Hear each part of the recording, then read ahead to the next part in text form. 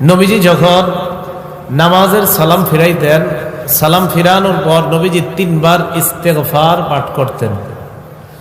সুম্মা ক্বালা আল্লাহুম্মা আনতাস সালাম ওয়া মিনকাস সালাম তাবারাকতা ইয়া যাল জালালি ওয়াল ইকরাম। এরপর নবীজি বলতেন আল্লাহুম্মা আনতাস সালাম, হে আল্লাহ আপনি শান্তি, ওয়া মিনকাস সালাম আপনার পক্ষ থেকেই শান্তি, তাবারাকতা ইয়া যাল জালালি ওয়াল ইকরাম, হে মহামহিম মহা অনুভব মহানুভবের অধিকারী আল্লাহ আপনি বরকতময়। এই দোয়াটা আমাদের নবীজি ফরজ নামাজের সালাম ফিরানোর পরে করতেন।